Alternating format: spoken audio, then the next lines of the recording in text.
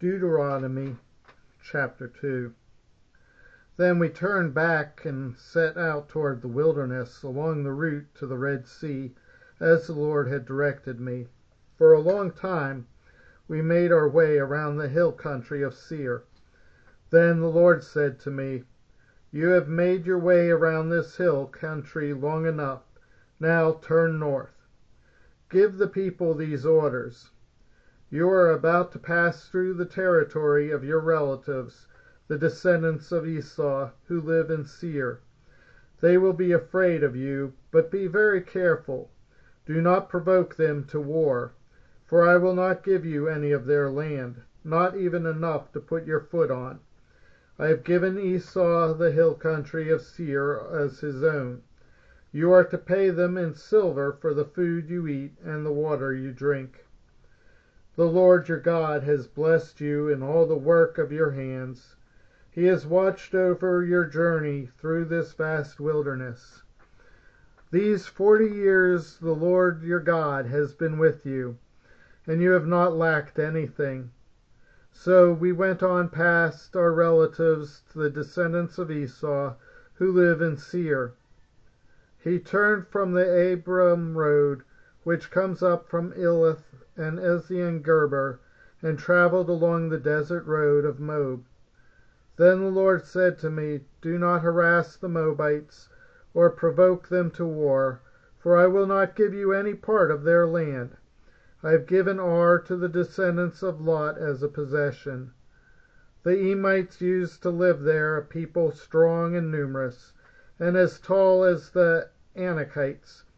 Like the Anakites, they too were considered Rephites, but the Moabites called them Emites. Horites used to live in Seir, but the descendants of Esau drove them out. They destroyed the Horites from before them and settled in their place, just as Israel did in the land the Lord gave them as their possession. And the Lord said, "Now get up and cross the Zered Valley." So we crossed the valley. 38 years passed from the time we left Kadesh Barnea until we crossed the Zered Valley. By then that entire generation of fighting men had perished from the camp, as the Lord had sworn them to them. The Lord's hand was against them until he had completely eliminated them from the camp. Now, when the last of these fighting men among the people had died, the Lord said to me, "Today you are to pass by the region of Moab at Ar. When you come to the Ammonites, do not harass them or provoke them to war, for I will not give you possession of any land belonging to the Ammonites. I have given it as a possession to the descendants of Lot." That too was considered a land of Rephites who used to live there, but the Ammonites called the Zeminites. They were a people strong and numerous, and as tall as the Anakites. The Lord destroyed them from before the Ammonites, who drove them out and settled in their place. The Lord had done the same for the descendants of Esau, who lived in Seir, when he destroyed the Horites from before them. They drove them out and have lived in their place to this day. And as for the Avites, who lived in villages as far as Gaza, the Kapharites coming out from Kaphator destroyed them and settled in their place. Set out now and cross the Arnon Gorge. See, I have given into your hands Sihon the Amorite, king of Heshbon, and his country. Begin to take possession of it, and engage him in battle. This very day I will begin to put the terror and fear of you on all nations under heaven. They will hear reports of you and will tremble and be in anguish because of you. From the desert of Kedemoth I sent messengers to Sihon, king of Heshbon, offering peace and saying, "Let us pass through your country. We will stay on the main road. We will not turn aside to the right or to the left. Sell us food to eat and water to drink for their price in silver. Only let us pass through on foot.